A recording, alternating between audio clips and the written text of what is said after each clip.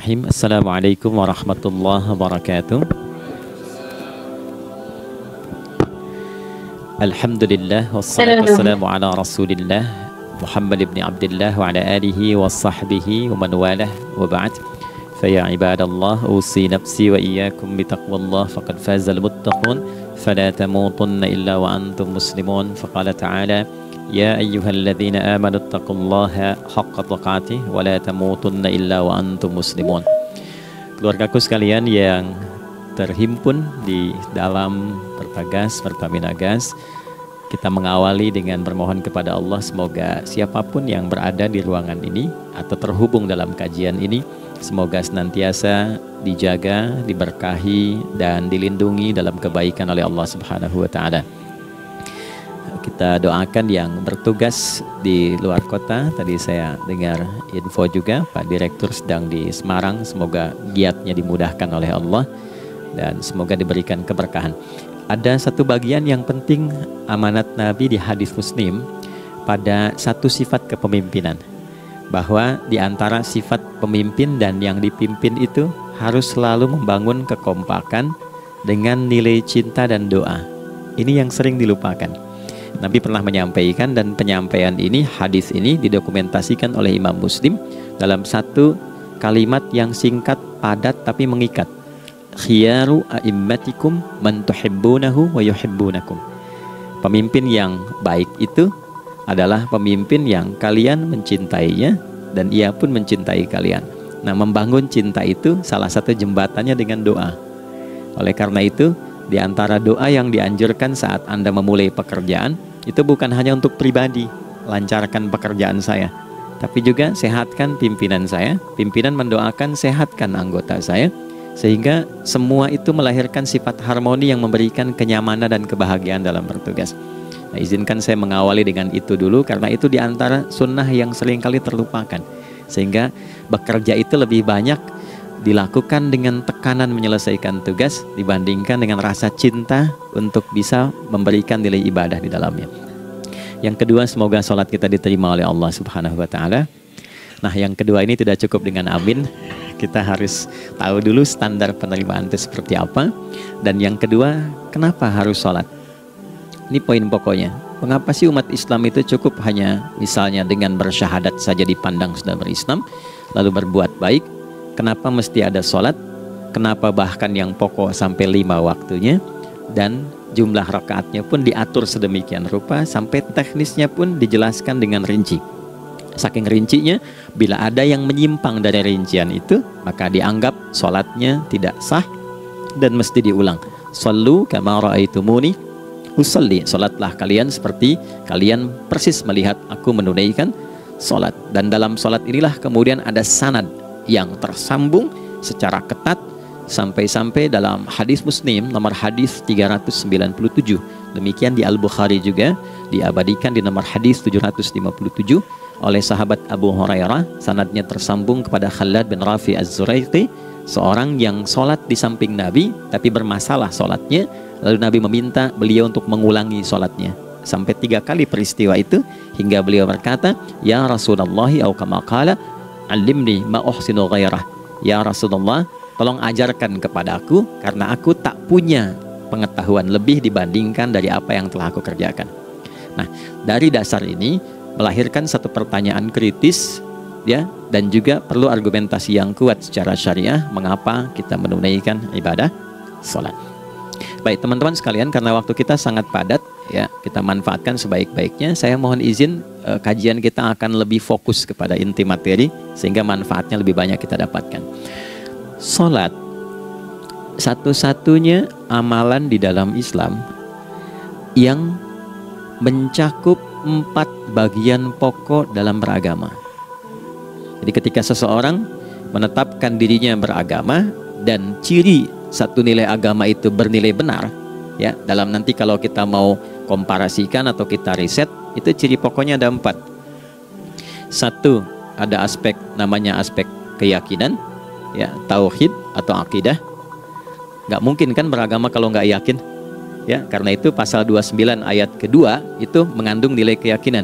Negara menjamin kemerdekaan tiap-tiap penduduk untuk memeluk agamanya masing-masing dan beribadah menurut agama dan kepercayaannya itu. Ya, jadi nggak mungkin kita bisa menghasilkan nilai kepercayaan dan ibadah kalau tidak ada unsur keyakinan. Atau bahasa kitanya disebut dengan iman. Ya, iman itu nanti juga dipaku dalam setiap nilai kebangsaan di konteks Negara Kesatuan Republik Indonesia. Ini yang paling membahagiakan. Jadi mau jadi pegawai apapun itu syarat, ya, salah satu syarat yang melekatnya beriman dan bertakwa kepada Tuhan Yang Maha Esa, gitu kan? Ya, kemarin saya di BPK itu ada 11 bab Romawi, 40 pasal. Ya, di bab yang keempat pasal 13 tentang pemberhentian dan pengangkatan itu ada 11 poin A sampai K. Di poin B yang keduanya syarat menjadi bagian dari anggota BPK itu beriman dan bertakwa kepada Tuhan Yang Maha Esa. Baik, di Undang-Undang Pendidikan Sisdiknas nomor 20 tahun 2003 itu kalau kita baca dari poin menimbang ada 4, di poin B-nya saja sudah ada iman. Ya, Undang-Undang Dasar 1945 mengamanatkan pemerintah mengusahakan satu sistem pendidikan, ya, nasional yang meningkatkan keimanan dan ketakwaan pada Tuhan Yang Maha Esa serta akhlak mulia, baru mencerdaskan kehidupan bangsa. Ya, secara singkat, satu, agama dianggap benar kalau ada doktrin keimanan, ada akidah, ada tauhidnya. Yang kedua, ada ibadahnya. Ya, sebagai pembuktian kita beriman, buktinya apa? Ya kan? Saya beriman kepada Tuhan, kita tetapkan, misalnya Allah. Apa pembuktian keberimanan kita kepada Allah? Ya, kan pembuktiannya itu mesti diwujudkan dalam bentuk sikap. Sikap itulah yang disebut dengan ibadah. Nah, konsepsi ini ada di Quran surah ke-20 Thaha di ayat ke-14. Innani anallahu la ilaha illa ana fa'budini. Ya, sungguh aku tegaskan bahwa akulah Allah, satu-satunya Tuhan yang layak dipertuhankan dan disembah. Ketika Anda mempertuhankan aku, fa'budni, maka buktikan kebertuhananmu kepadaku dengan menyembahku. Karena itu namanya Allah punya dua arti. Satu yang dipertuhankan, kan, ilahun wahid. Yang kedua yang disembah. Ya, jadi yang dipertuhankan dan disembah. Oke. Tiga. Yang ketiga harus punya unsur praktikal atau implementatif dalam interaksi kehidupan. Ya, jadi bukan cuma nyembah Tuhan, bimbingan kehidupannya apa? Implementasi dari ibadah itu.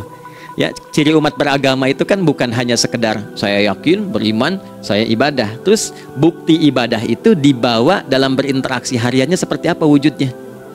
Ya, makanya ketika dulu orang itu jujur, orang itu bangga dengan kejujurannya bukan sebagai orang jujur, tapi sebagai muslim. Jadi ketika ditanya, kenapa Anda jujur? Karena saya muslim. Ketika ada seorang penggembala di Sahara yang sangat gersang, diuji oleh Umar bin Khattab, ingin diambil kambingnya, kan kisahnya viral kan? Baik ya? Oh, tapi ini bukan punya saya. Bilang aja pada tuan Anda, kalau kambingnya hilang satu dimakan serigala. Lantas di mana Allah? Jawaban itu yang menggetarkan kepada jiwa. Jadi kebenaran yang diungkap dengan sikap kejujuran itu implementasi nilai beragama. Nah, jadi praktek ibadah ada di muamalah. Oke, satu akidah. Akidah dibuktikan lewat ibadah, ibadah diimplementasikan dalam muamalah. Itulah sebabnya nanti seluruh bagian tubuh kita ketika digunakan untuk bersifat dan bersikap, itu ada tuntunan iman di dalamnya. Oke? Misal, saya tanya begini ya. Ini mukaddimah ya, kita belum mulai nih. Saya tanya gini, apa fungsi mata? Tuh kan, sudah keliru kan? Nah, kalau hanya melihat, hewan juga melihat. Ya, coba kambing melihat, kan? Elang melihat. Lalu apa bedanya fungsi mata kita dengan mata hewan? Ternyata ketika kita meriset ayat-ayat Al-Quran terkait dengan fungsi tubuh kita, itu rata-rata dibuka dengan iman dulu. Quran surah 24, surah Cahaya, ayat 30 untuk laki-laki, 31 untuk perempuan. Qul lil mu'minin, ya Muhammad katakan, viralkan pada pria-pria yang menyatakan dirinya telah beriman. Yaghuddu min absarihim, gunakan pandangannya itu yang dibimbing oleh imannya untuk melihat yang baik saja menurut standar imannya. Jadi kalau menurut imannya tak baik, gak boleh dilihat. Karena itu ketika Anda sudah mengatakan asyhadu an la ilaha illallah, asyhadu anna Muhammadar Rasulullah, kalimat itu dari lisan turun ke hati, itu jadi cahaya ke bagian tubuh kita. Makanya ketika Anda melihat, itu ada cara pandang tertentu yang dibimbing iman, standarnya beda dengan tanpa iman. Kalau nggak ada iman, semua mungkin terlihat. Tapi ketika ada iman, hati kecil Anda akan bicara, ini nggak baik, palingkan. Nah, memalingkan dari yang tak baik menurut iman, itu namanya ghaddul basar. Oke, perempuan juga begitu, setara. Wa kullil mu'minati yaghdudna min absarihinna. Dan katakan pada setiap perempuan yang menyatakan dia beriman, maka gunakan pandangan itu dengan bimbingan imannya. Ketika tak baik menurut imannya, palingkan.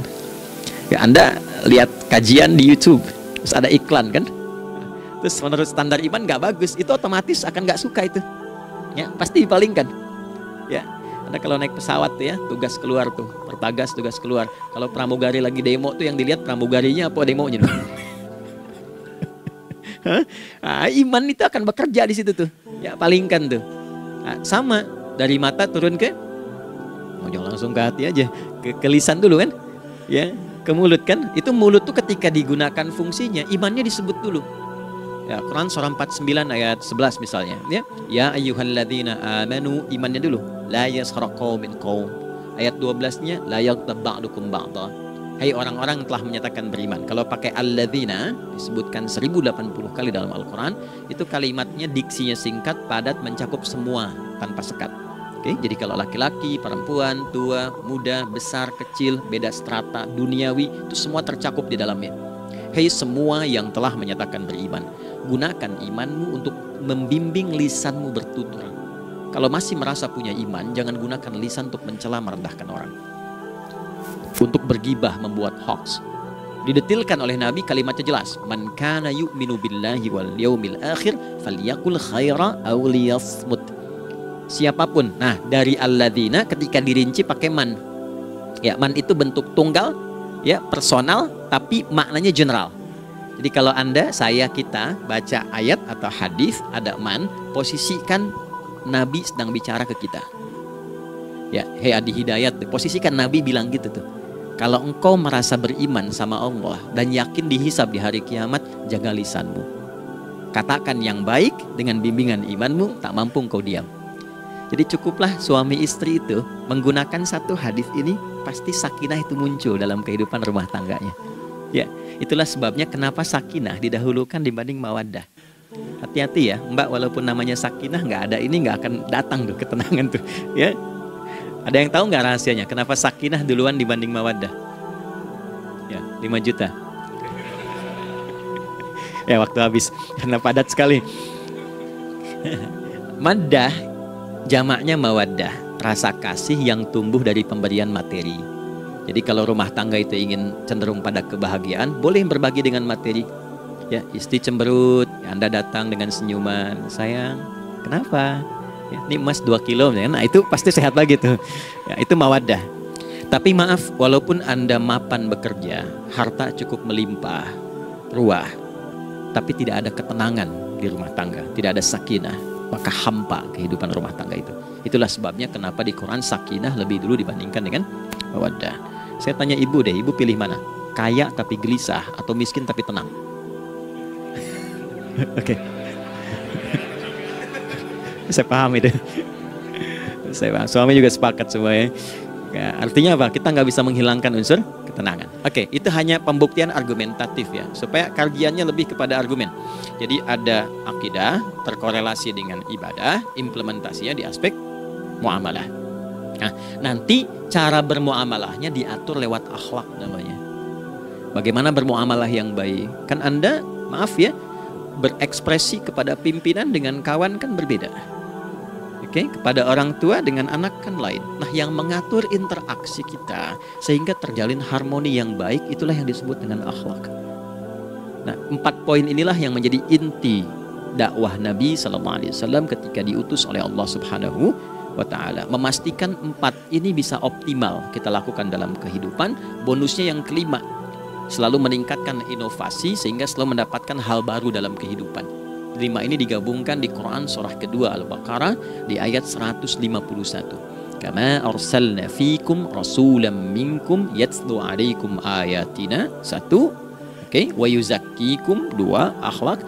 Wa yu'allimukumul kitaba. 3. Wal hikmah. 4. 5. Wa yu'allimukum ma lam takunu ta'lamun.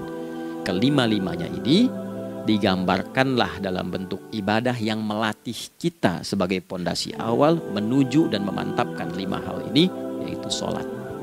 Itulah sebabnya kenapa sholat yang pokok dilakukan 5 waktu dalam sehari untuk mewujudkan 5 hal ini dalam kehidupan, dan satu-satunya ibadah yang mengumpulkan 5 aspek ini dalam prakteknya hanya sholat. Hanya sholat.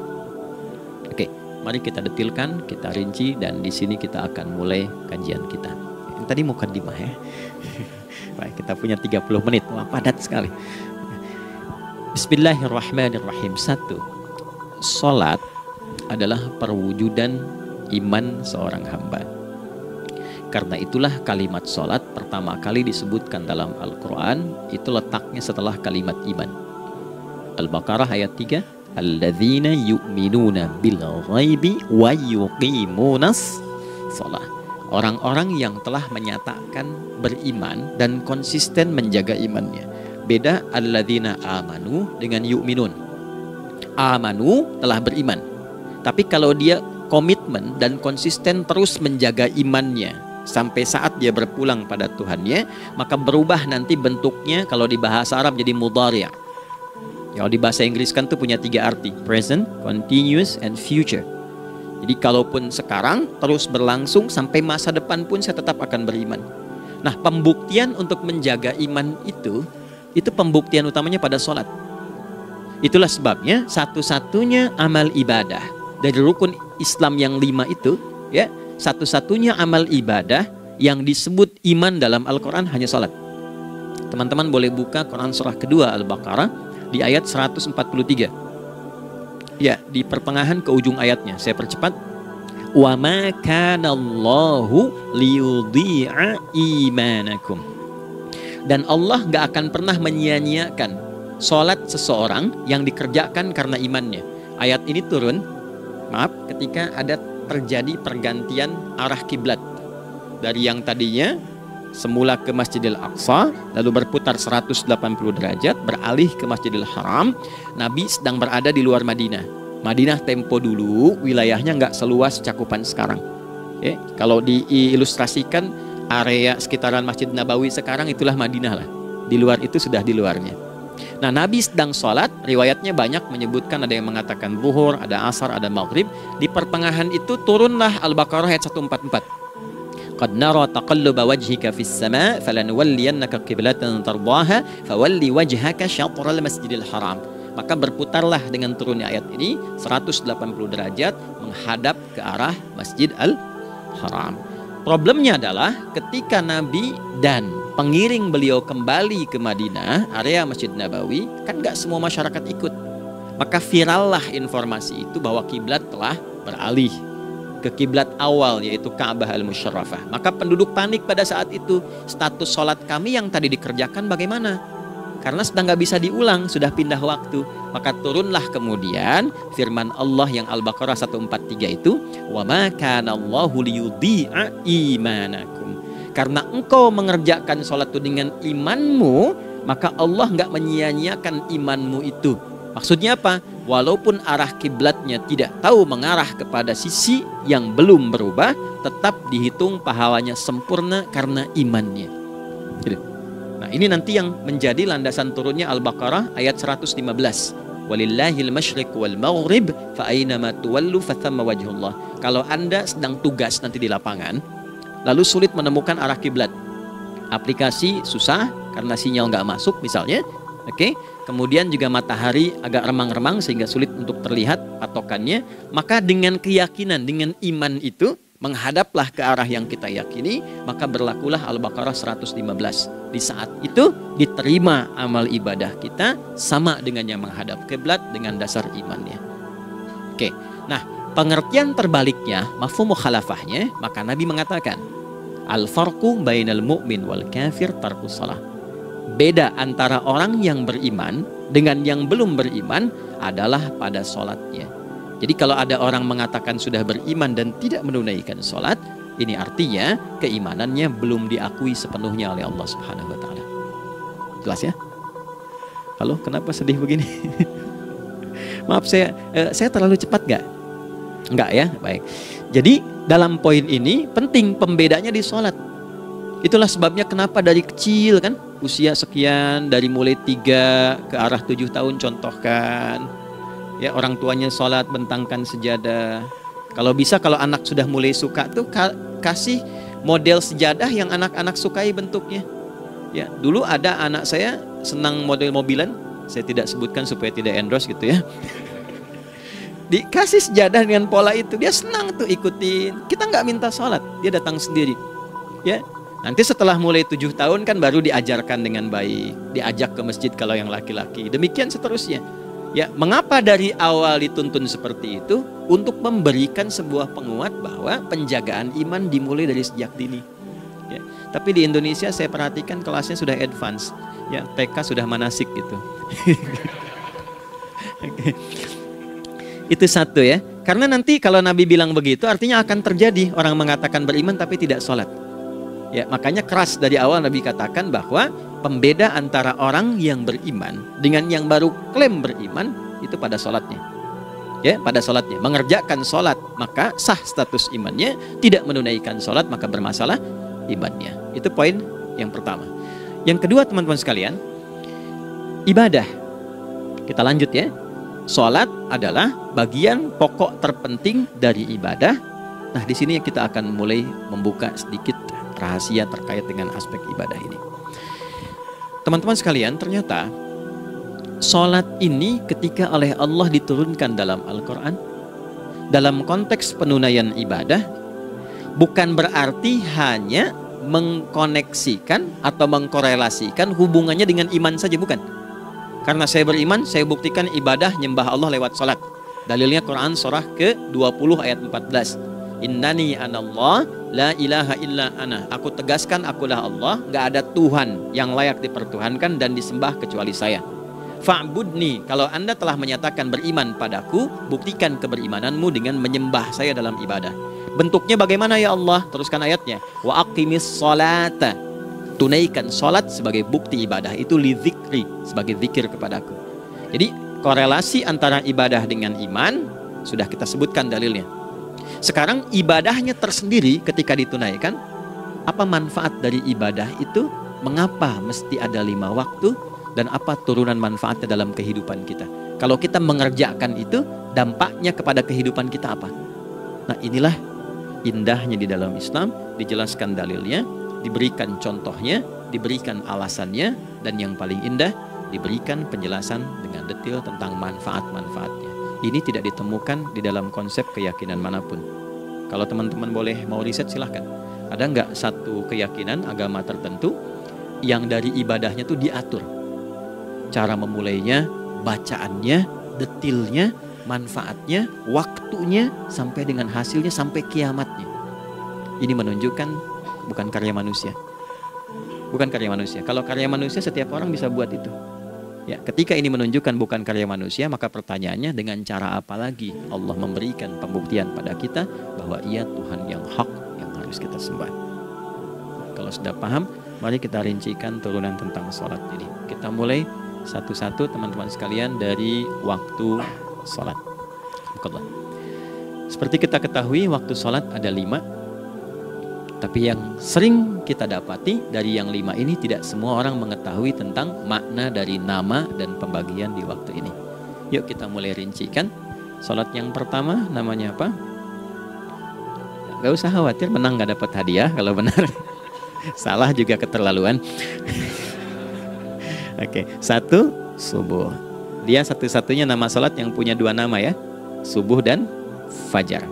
Oke, Pak Fajar, Pak waktu sholat. 2 zuhur. 3 asar. 4 maghrib.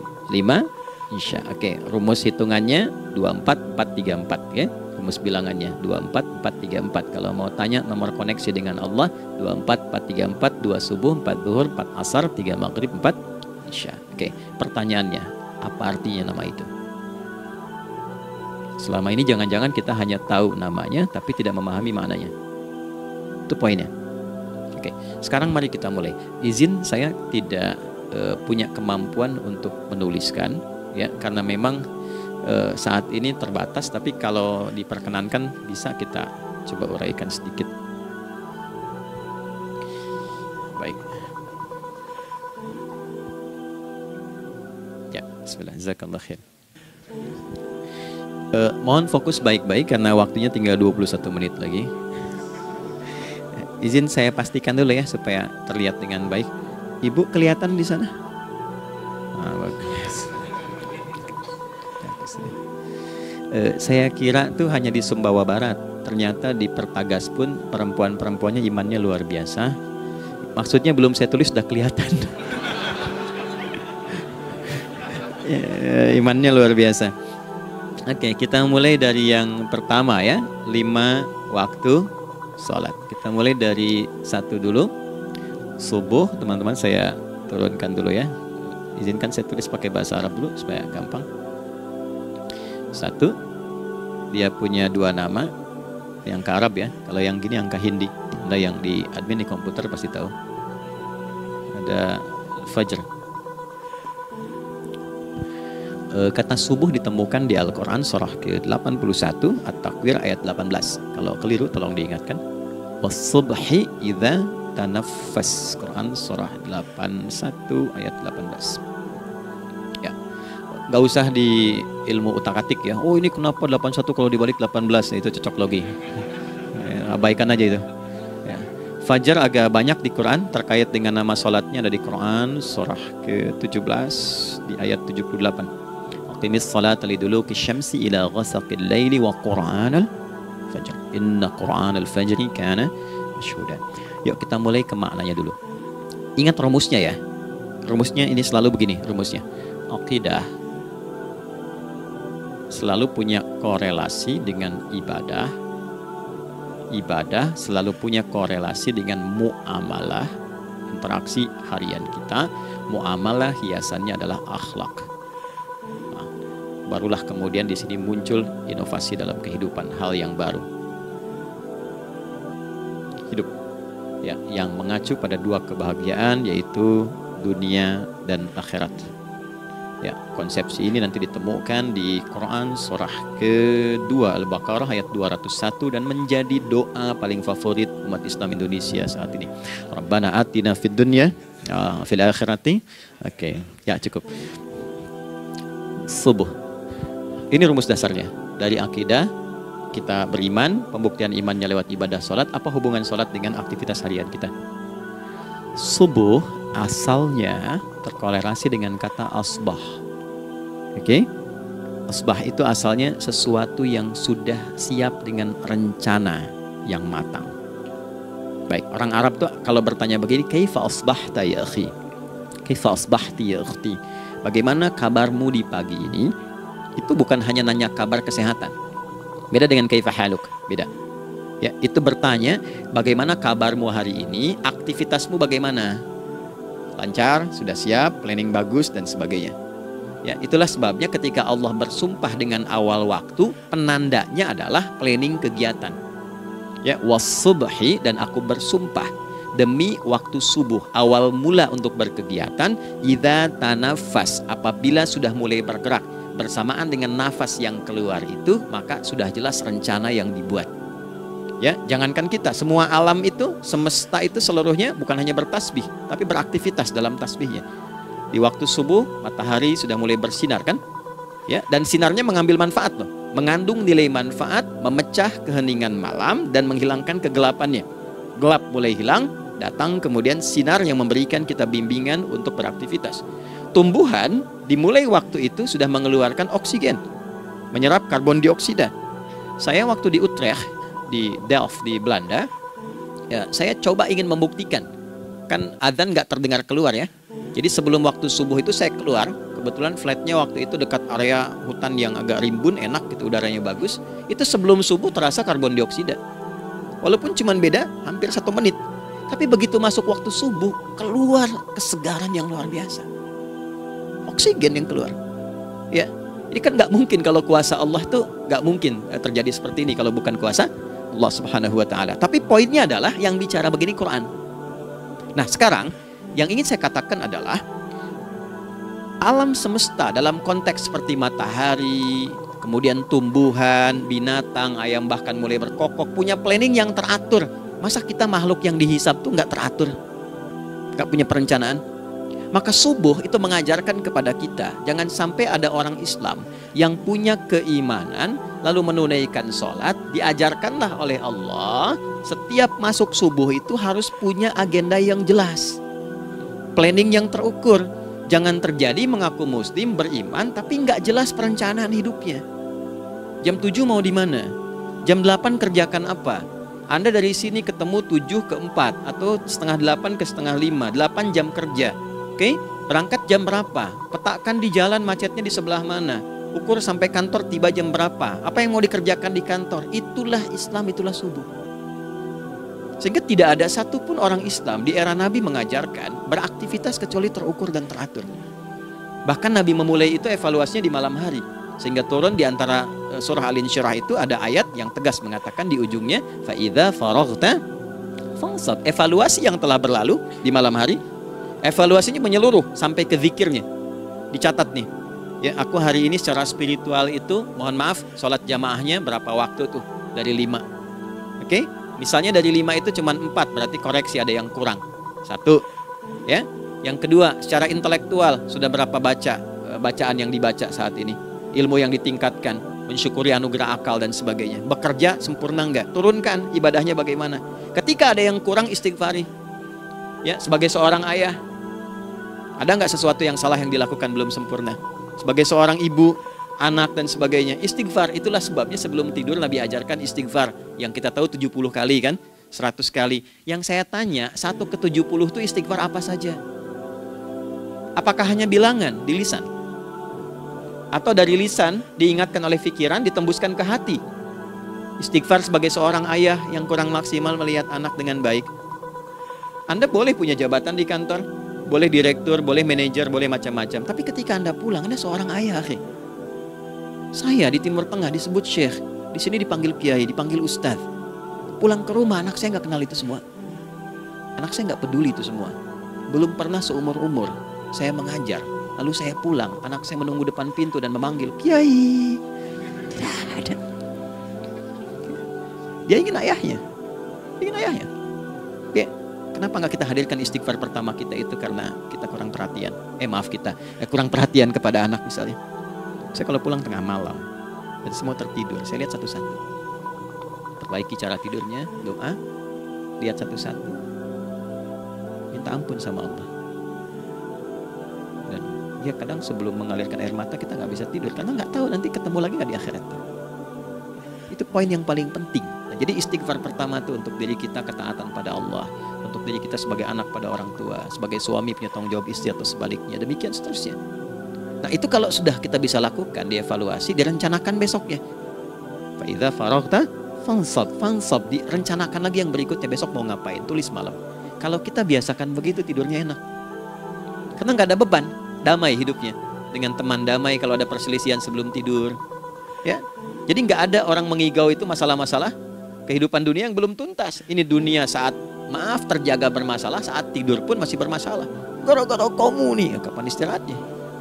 Ya. Nah, ketika kita bangun dari subuh itu, maka rencana yang sudah kita siapkan itu, teman-teman sekalian, dibawa menghadap Allah supaya minta kemudahan, minta kelancaran, minta pendampingan, minta bimbingan. Itulah sebabnya kita dipanggil sholat di awal waktu, supaya rencana yang sudah kita siapkan itu minta taufiknya, persetujuan dan perlindungan dari Allah. Inilah yang menjadikan rahasia umumnya para sahabat memulai berkegiatan sejak dari masjid. Teman-teman boleh riset deh hadis-hadis tentang sholatnya sahabat dan kaitannya dengan syuruk dan pekerjaan. Rata-rata memulai dari masjid. Mereka tungguin, evaluasi, begitu siap, syuruk, minta sama Allah, berangkat. Saya mau kasih satu rahasia ya. Boleh jadi ijazah tapi ini diantara kita aja ya. Anda boleh lakukan, berangkat ke masjid itu dengan baik. Terus minta misalnya, ya Allah, Kau perintahkan aku untuk berikhtiar, sekarang aku lakukan. Kau perintahkan aku untuk merencanakan, sekarang aku ikhtiarkan. Mohon lindungi, mudahkan, dan berikan bimbingan terbaik untuk mendapatkan hal yang wajar, halal, baik, dan kau ridhai. Anda berangkat. Pulang. Sebelum nyampe rumah, mampir dulu ke masjid. Masjid terdekat dari rumah aja. Sholat 2 rakaat, gitu. Ya, sholatnya bisa sholat wudhu, tahiyatul masjid, dan sebagainya. Setelah itu pulang.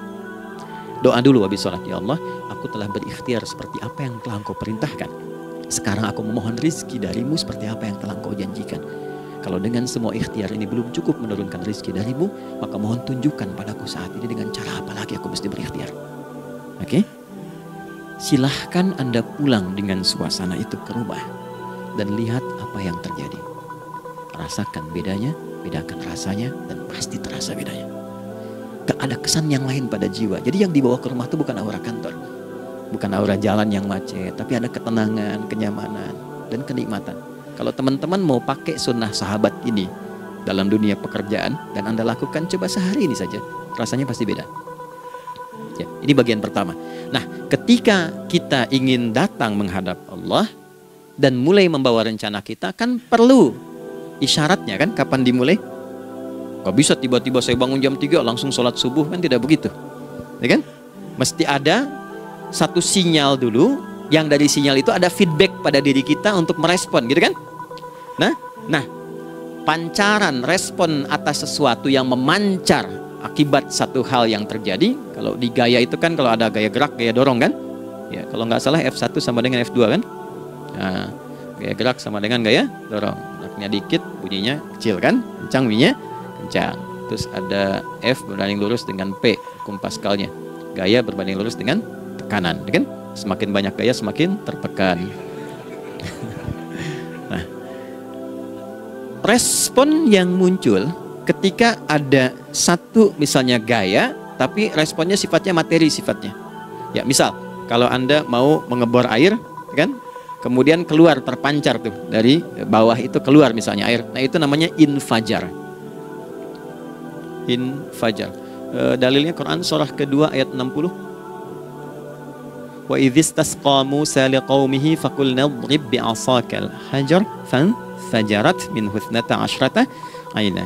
Nabi Musa kata Allah itu kaummu 12 suku minta mata air dan nggak tanggung, setiap sukunya minta satu, katanya supaya nggak rebutan. Maka Allah firmankan, pukulkan tongkatmu yang kayu. Lihat diksinya detil sekali. Pukulkan tongkatmu yang kayu ke batu itu, maka batu itu akan terbelah dan mengeluarkan pancaran 12 mata air. Ya, tongkat kayu dipukulkan ke batu, batunya yang hancur. Karena Musa seorang nabi, gitu kan? Anda punya tongkat emas, pukulkan ke batu, maka keluar 12 air mata, gitu kan? Nah, ini infajar. Kalau respon yang keluar itu respon buruk, misal dalam nafsu, kan suka ada trigger ya, yang memancing respon, terus nafsu keluar kan? Ya, apa saja itu? Lihat gambar yang nggak bagus, nafsu keluar, gitu kan? Lihat sendal bagus, nafsu keluar, macam-macam ya. Nah, itu fujur namanya. Fujur. Hurufnya masih sama, cuma bentuknya berbeda. Fa, jimnya masih ada waw, ada ra-nya. Fujur. Quran surah 91 di ayat 7-10. Wa nafsi wa ma sawwaha fa alhamaha fujuraha wa taqwaha. Fujur tembus ke nafas, nafas memerintahkan yang buruk disebut su. Nafas ketemu su jadi nafsu. Makanya nama lain fujur itu nafsu. Dalilnya Quran surah 12 ayat 53. Wa ma ubarri'u nafsi innan nafsa la'ammaratun bisu. Ya, la'ammaratun bisu'i illa ma rahima rabbi. Oke, nafas ketemu su. Teruskan. Tapi kalau pancarannya pada sifat yang baik. Oke? Membelah sesuatu yang gelap menjadi baik, terbuka, memancarkan respon panggilan yang baik, maka berubah katanya menjadi fajar. Oke? Matahari diperintahkan oleh Allah, diperintahkan membelah kegelapan malam. Keluarlah sinar pertamanya, disebutlah fajar. Kenapa? Karena ada respon kebaikan keluar darinya. Baik, perhatikan baik-baik Quran surah kedua ayat 187. Wa kulu washrabu hatta yatabayyana lakumul khaytul abyadu minal khaytil aswadi minal fajar. Itu untuk matahari. Kita lagi tidur enak-enak, sudah nyiapin rencana malam-malam, tiba-tiba ada panggilan, Allahu Akbar, Allahu Akbar. Itulah tandanya hati kita mengkonfirmasi iman kita dalam diri kita. Cepat, sudah adzan. Pernah begitu? Nah, konfirmasi itulah dalam bahasa lain yang disebut dengan fajar namanya. Datang. Jadi waktunya matahari membelah disebut dengan fajar, konfirmasinya pun disebut dengan apa? Fajar. Ya, jadi bersamaan waktunya dengan dua hal itu. Datanglah panggilan. Itu yang dimaksud Quran, hubungan iman dengan konfirmasinya sampai ke sholatnya ada di Quran surah 8 ayat 2. Innamal mu'minuna, iman, alladzina idza dzukirallahu adzan wajilat qulubuhum, iman. Jadi begitu ciri iman itu ada dalam jiwa, dipanggil lewat adzan, kan? Allahu akbar, langsung merespon, ya Allah sudah adzan. Walaupun setelah adzan ada lagi getaran, baru adzan belum qomat gitu kan. Nah, misal ya. Nah, tapi inilah fajar. Jadi maksudnya rencana Anda ini agak jarang dibahas ya. Mohon maaf, ilmu ini agak jarang. Jadi jangan Anda bilang saya bid'ah, bukan. Ya, bukunya ada, referensinya ada. Cuman karena jarang dikaji, jangan sampai kekurangan pengetahuan menghukumi yang tahu jadi salah gitu. Ini poinnya. Jadi saya kalau bahas satu masalah itu bukunya saya kumpulkan. Tafsir awal sampai akhir yang ada apa, buku-buku tentang sholat apa, baru kita keluarkan. Jadi bagian topik-topik tertentu yang dibahas. Problemnya ketika membahas tentang ibadah cuma dua. Satu tentang bacaan, doanya apa. Yang kedua tentang gerakan, bagaimana mengerjakannya. Yang ketiga jarang dibahas, hikmahnya apa. Padahal rumus dalam ibadah itu dalam fikih tiga-tiga mesti dipakai. Ini Quran surah kedua ayat berapa? Ayat 129. Rabbana wab'ats fihim rasulan minhum yatlu 'alaihim ayatika, ini wa yu'allimuhumul kitaba, ini wal hikmah, ini. Barulah kita mendapatkan sesuatu yang baru. Ya, ini wa yuzakkikum, dan di 151 Al-Baqarah wa yu'allimukum ma lam takunu ta'lamun. Jadi ini bukan ilmu yang baru, bukan, belum tahu saja. Jadi selama ini yang kita kerjakan jangan sampai terbatas pada ritualnya saja untuk mencukupkan ini. Hubungan ritual dengan ini apa gitu.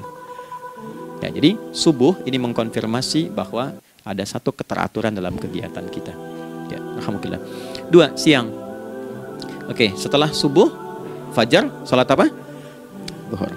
Oke, saya tanya pada Anda, zuhur itu artinya apa? Sudah, cukup katakan Allahu a'lam. Waktunya terbatas ya. Sahabat ditanya nggak tahu Allahu a'lam. Anda sahabat bukan, tabi'in bukan. Zuhur.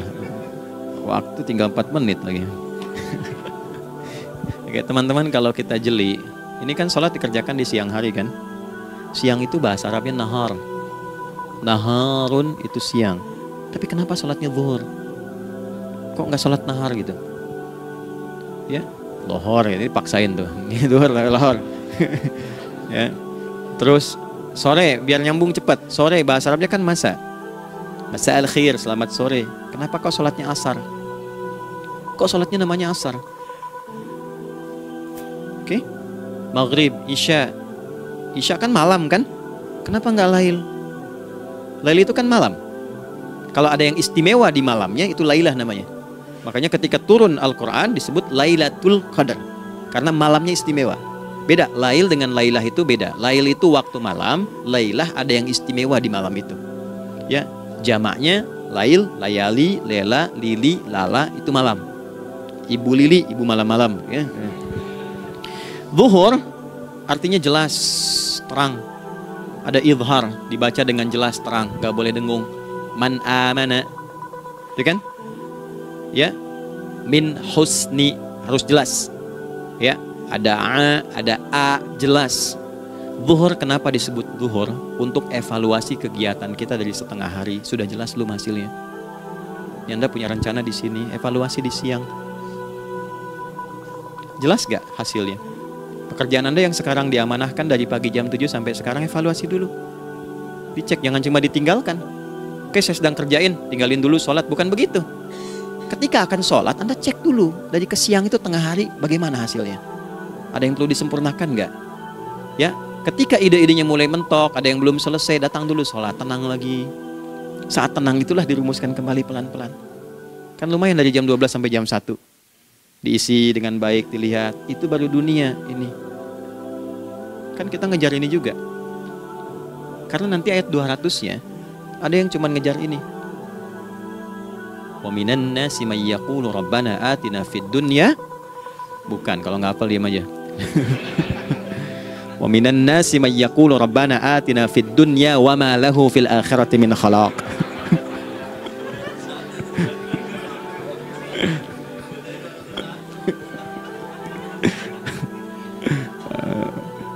Paham kan? Dan di antara manusia ada yang fokusnya hanya dunia yang dikejar, sehingga nggak kebagian akhiratnya. Padahal dia tahu dia mau pulang. Yang lebih aneh lagi, pengen pulang surganya Firdaus dekat dengan Nabi. Tapi tiap hari kerjakan dunia, dunia lagi, berangkat gelap, pulang gelap, terus meninggal gelap juga. Kan repot. Ya, maka mesti investasi kan. Anda kalau tugas keluar kan, apalagi keluar negeri kan hukumnya beda. Bekalnya pun tidak sama. Anda tugas ke Amerika, mata uangnya sudah beda, hukumnya sudah beda. Terus pengen pindah ke alam barzah, pengen hukumnya sama dengan dunia, mustahil. Ya, makanya dimensinya beda, keadaannya tidak sama, baju yang dipakai kan beda, barang-barangnya nggak sama. Makanya disebut telah meninggal dunia, meninggalkan semua yang melekat pada dunia, pindah ke alam lain, persiapan menuju titik akhir yang tidak ada ujungnya lagi, nggak ada pembuka lagi. Jadi sudah ujung begini, nggak ada ruang lagi yang lain. Itu akhirat namanya. Makanya di sini cuma dua pilihannya. Kalau nggak ke surga, itu ya. Apa investasi yang ada di sini? Maka siang itu dicek dulu, pekerjaan jadi ibadah nggak? Tadi niatin ibadah nggak waktu berangkat dari rumah? Kan? Waktu ngetik, waktu ngerjain di kantor, jadi ibadah nggak? Kalau ibadah, Anda nggak mungkin berbuat kriminal, Anda nggak mungkin berbuat maksiat, nggak mungkin nipu, nggak mungkin nyogok, nggak mungkin korupsi. Kan lagi ibadah, nggak mungkin curang. Kan lagi ibadah. Ta'budallaha ka'annaka tarah. Anda itu mengerjakan segala hal sebagai ibadah, merasa diawasi Allah. Fa in lam takun tarah fa innahu yara. Kalaupun Anda merasa nggak melihatnya, Anda yakin Anda dilihat. Itulah kerja pakai iman, maka ini di bawah akidahnya. Jangan ditinggalkan. Nah, inilah yang selama ini kita butuhkan. Ya. Inilah yang melahirkan nilai etik, makanya ada yang dalam jiwa. Takwa itu kan dalam jiwa, melahirkan etos. Etos mendorong kepada logos, logos melahirkan patos, kepantasan dalam bekerja. Jadi Anda sekuat apapun ilmunya, kalau nggak punya etos, itu rusak. Jadi tidak cukup akal sehat. Jiwa yang sehat itu lebih penting. Banyak orang akalnya sehat. Ingat, akal itu tidak memberikan perintah. Dia hanya merumuskan satu instruksi dalam jiwa supaya mudah dilakukan dan dieksekusi oleh fisik. Jadi akal yang sehat itu seberapa pandai ilmunya, seberapa cepat mengeksekusi perbuatan. Tapi kalau yang dieksekusi itu dari perintah nafsunya, masalah. Habis aja waktunya tuh. Ya. Ini gimana ini? Tolong jawab loh. Nah, teman-teman, karena sudah habis waktu jam 1, kita baru duhur ini. Nah, yang paling menarik itu gini, yang paling menarik, kalau ada orang belum sadar sampai duhur tentang akibat kehidupan ini, maka muncullah asar. Apa asar itu? Kenapa mesti disebut dengan asar? Dan apa manfaat istimewanya asar kepada jiwa kita? Itu di kesempatan lain kita akan bahas. Teman-teman, waktunya sudah habis ya. Saya menghargai Anda, kan tidak boleh juga saya ngajarkan tapi mengambil yang sesuatu yang tidak tepat ya. Kita buktikan keimanan kita dengan mengerjakan amanah pekerjaan di tempat ini dengan baik, waktu digunakan dengan baik. Kita saling mendoakan supaya semua kita dijaga oleh Allah Subhanahu wa taala.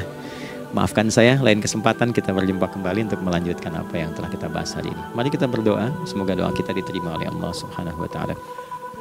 Allahumma taqabbal minna innaka antas sami'ul alim wa tub 'alaina innaka antat tawwabur rahim. Nahmaduka kama 'allamtana an nahmadak wa nashkuruka syukran kama 'allamtana an nashkurak. Antal muqaddim wa antal muakhir biyadikal khair innaka 'ala kulli syai'in qadir. Ya Allah, kami memuji-Mu seperti Engkau mengajarkan kami untuk memuji dan bersyukur atas segala nikmat-Mu seperti Engkau bimbing kami untuk mensyukuri segala nikmat-Mu. Allahumma salli wa sallim wa barik ala habibikal karim rasulikal mustafa al-amin sayyidina Muhammadin wa ala alihi wa sahbihi ajma'in. Ya Allah, anugerahkan kami kemampuan untuk terus bersalawat pada Rasulullah, sehingga dengan itu kami mendapatkan kemampuan yang baik untuk meneladani kemuliaan beliau dalam beraktivitas kehidupan. Rabbana la tada' lana fi maqamina hadza dhanban illa ghafarta. Ya Allah, jika ada pendosa hadir di ruangan ini atau terhubung dalam kajian ini, maka jangan biarkan ya Allah ia meninggalkan tempat ini dan kajian ini kecuali Engkau telah ampuni seluruh dosa-dosanya. wala hamman illa farajtah. Ya Allah, jika ada satu di antara kami yang menghadiri kajian ini membawa kegelisahan, maka mohon tenangkan keadaan hatinya. Wala asiran illa yassartah. Jika ada yang sedang diliputi oleh kesulitan, maka mudahkan, ringankan, dan hilangkan seluruh kesulitannya. Wala maridan illa syafaitah. Dan bila ada di antara kami yang diuji dengan penyakit, maka mohon angkat dan sembuhkan penyakitnya. Rabbana atina fid dunya hasanah wa fil akhirati hasanah wa qina adzabannar. Wa sallallahu ala sayyidina Muhammad wa ala alihi wa sahbihi ajma'in. Wa akhiru da'wana subhanakallahumma rabbana wa bihamdika nashhadu an la ilaha illa anta nastaghfiruka wa natubu ilaik. Walhamdulillahi rabbil alamin. Nasrul minallah fathun qarib wa basyiril mu'minin. Terima kasih untuk semuanya. Mohon maaf kami langsung pamit. Assalamualaikum warahmatullahi wabarakatuh.